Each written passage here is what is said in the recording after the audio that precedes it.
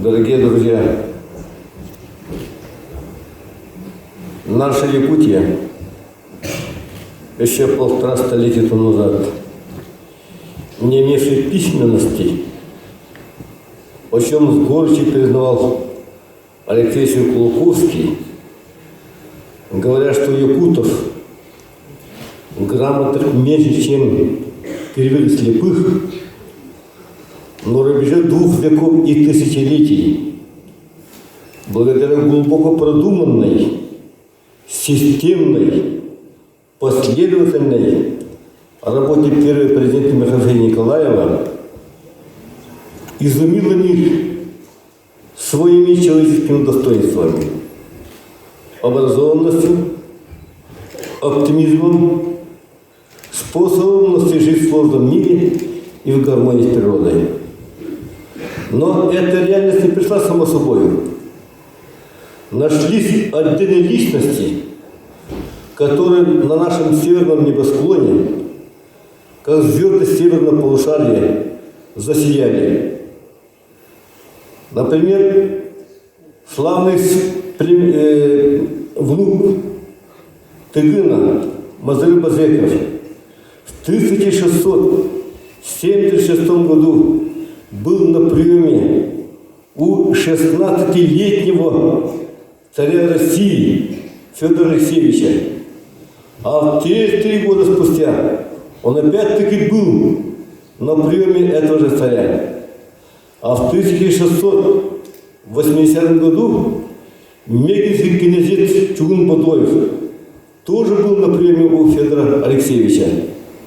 Ваш земляк Софрон Саранов, выдающаяся личность, очень долго дождавшись приемной, был принят императрицей Екатериной II в Санкт-Петербурге. После него бургундский князь Святослав Жуков тоже был принят Екатериной II. И они представили тогда план якутов, очень злободневную, очень простую, но в то же время очень злободневную, даже на сегодняшний день, программу о жизни якутов. Единственным якутом, который был принят 3 российскими императорами, был опять-таки ваш земляк Шадрин Илья Максимович. Он был на приеме у Екатерины II, Павла I, Александра I.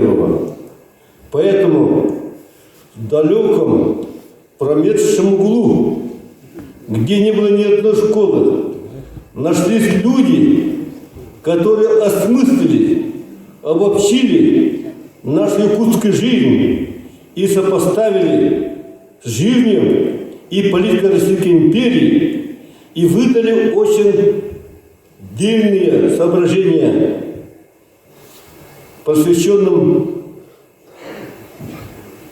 владыкам российской державы. Наступает 20 век. На арену выходит Алексей Кулаковский, философ, историк, этнограф, общественный деятель. Он с большой тревогой писал о будущем якутов и оставил завещание, чтобы наш немногочисленный народ всегда связал свою жизнь с великим русским народом и влиться, интегрироваться в цивилизацию, но в то же время сохранить свою душу. Получение автономии в 1922 году нашей республикой было величайшим общественно-политическим событием в жизни нашего северного края. Но как бы мы ни трактовали, что бы мы ни говорили, все же эта автономия была урезанной, усеченной. Почему? Потому что эта автономия не имела своей собственности и всей полноты власти. Наступает 90-е годы. Великое экономическое и политическое переустройство России. На арену выходит ваш земляк, ваш сын Хангаласа, Михаил Николаев, который выдали совершенно новый вектор нашего развития И он обеспечил нашей республике новую, самостоятельную, самодостаточную, экономическую, социальную, политику нашей республики Саха-Якутия. Поэтому мы сегодня здесь должны, на земле Хангаласской, выразить благодарность Хангаласскому улусу за истоки государственности нашей республики, за выдающийся сына Михаила Николаевича.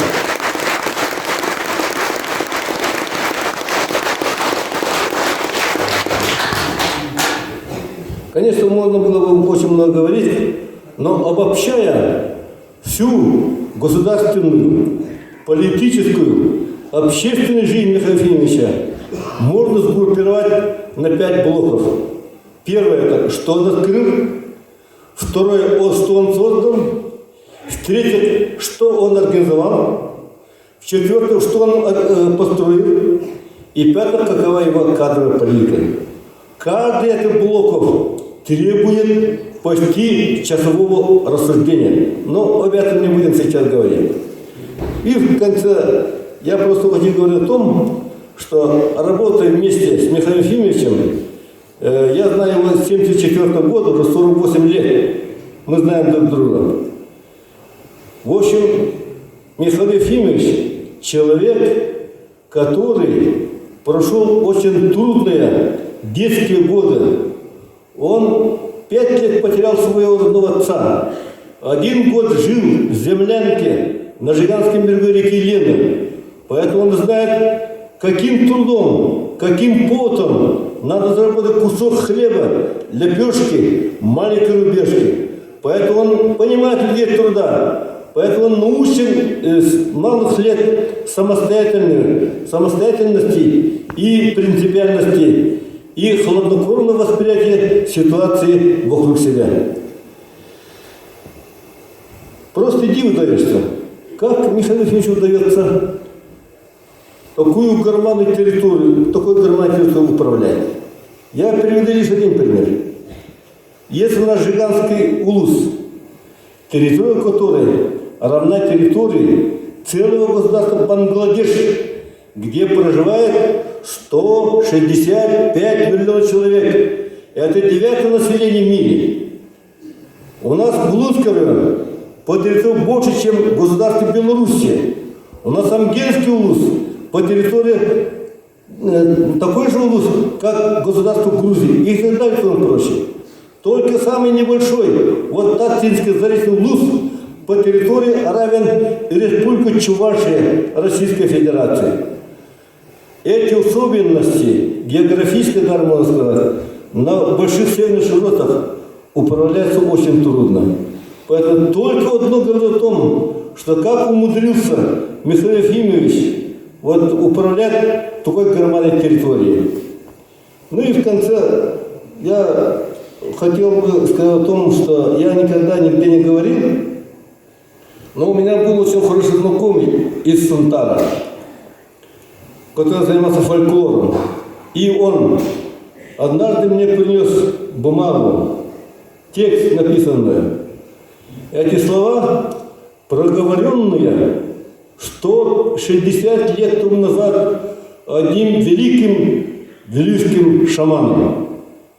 И вот этот шаман проговорил следующее слово 160 лет тому назад. На благословенном берегу Великой Лены, на просторной океане, родится выдающийся сын народа, предопределенный судьбой, кто возродит и взрастит корни жизни Саха. Большое спасибо Михаилу Ефимовичу, ему здравия и успехов во всех делах.